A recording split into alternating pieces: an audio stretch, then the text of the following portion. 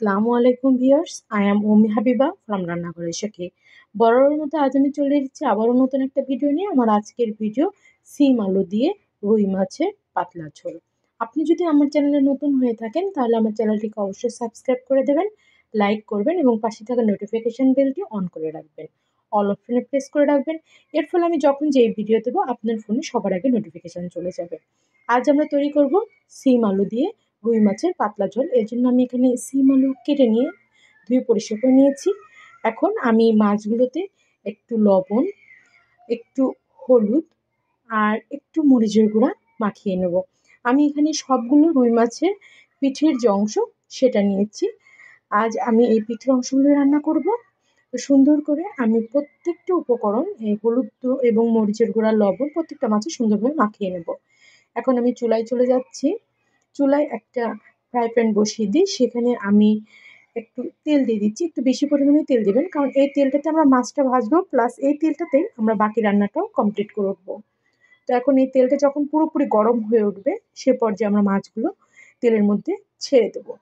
তেলটা সম্পূর্ণভাবে যদি গরম না হয় বা তাও যদি সম্পূর্ণভাবে গরম না হয়, সেক্ষেত্রে যদি মাছ দেওয়া হয় তাহলে কিন্তু মাছ কড়াইয়ের সাথে লেগে যাবে, উল্টানোর সময় সহজে উল্টানো যাবে না, ভেঙে যাবে।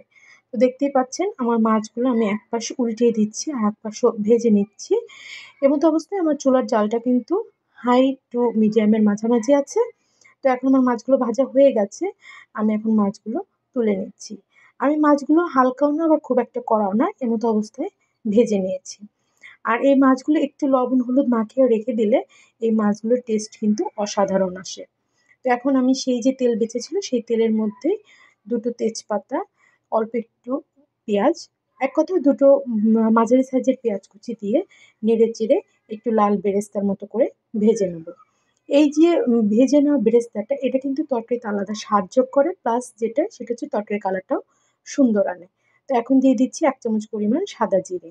দিয়ে দেখুন আমার মসলা, যে ভাজনাটা ভাজা আর কি মশলা ভাজা সেটা হয়ে গেছে। এখন আমি দিয়ে দিচ্ছি 3টে বড় সাইজের পেঁয়াজ কুচি।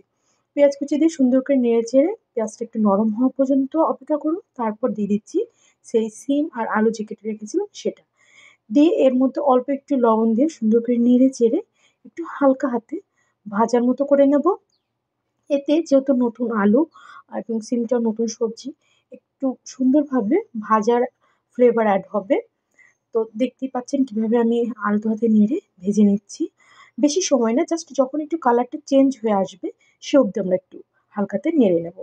এ পর্যায়ে দেখুন কালারটা চেঞ্জ হয়ে এসেছে। এখন আমি 1/2 চামচ হলুদের গুঁড়ো, 1 চামচের একটু কম মরিচের গুঁড়ো, 1/2 চামচ সজের গুঁড়ো দিয়ে সুন্দর করে নেড়ে চেড়ে মিশিয়ে নিচ্ছি। যেহেতু আমরা লবণটা আগেই দিয়েছিলাম তাই এখন আর আমাদের লবণটা দেওয়ার প্রয়োজন নেই। এ পর্যায়ে আমরা যে মাছ মাখিয়ে রেখেছিলাম সেই মাছের মাখানো পাত্রতে যে হলুদ লবণ ছিল সেটা ধুয়ে একটু পানি দিয়ে দিচ্ছি।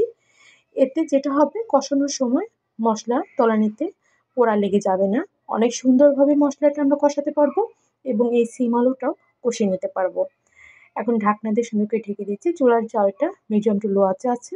দেখুন আমার কিন্তু খুব সুন্দরভাবে কষানো হয়ে গেছে। আমি এর মধ্যে 2-3 বার নেড়ে দিয়েছি। তো আবারও আমি দেখিয়ে দিচ্ছি। এখন দেখুন তেল মশলা সব আলাদা হয়ে গেছে। এ পর্যায়ে আমি এর মধ্যে যোগ করে দেব পানি।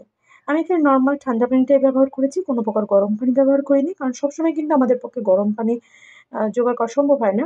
তো এখানে আমি 1.5 কাপ পরিমাণ নরমাল পানি দিয়ে দিচ্ছি।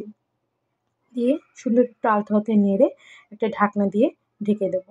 আমার রান্না যদি আপনার একটুও ভালো লেগে থাকে প্লিজ লাইক করবেন। লাইক করলে কাজ করার উৎসাহ পাই। এবার দেখুন ঝোলটা খুব সুন্দর ফুটে উঠেছে। ঝোলটা যখন এ পর্যায়ে ফুটে উঠবে সে পর্যায়ে আমরা এর মধ্যে মাছগুলো দিয়ে দেবো।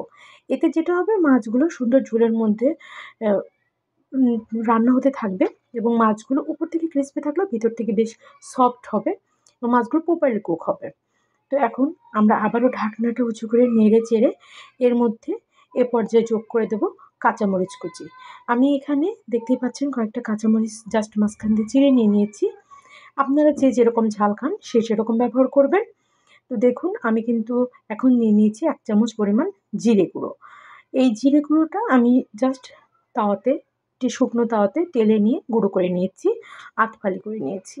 নিয়ে এবার সুন্দর করে মিশিয়ে ঢাকনা দিয়ে লো টু মিডিয়াম হিটের মাঝামাঝি রেখে দেব। দেখুন আমার তরকারিটা কি সুন্দর কালার হয়েছে, প্রায় হয়ে গেছে। এখন আমি নামিয়ে পরিবেশন করে দেখাচ্ছি। তো এই তো তৈরি হয়ে গেল আমাদের সিম আলু দিয়ে মজাদার রুই মাছের পাতলা ঝোল। সবাই ভালো থাকবেন, সুস্থ থাকবেন আর আমার জন্য দোয়া করবেন। আবারও দেখা হবে নতুন কোনো রান্না নিয়ে। আজ তবে আসি। আসসালামু আলাইকুম।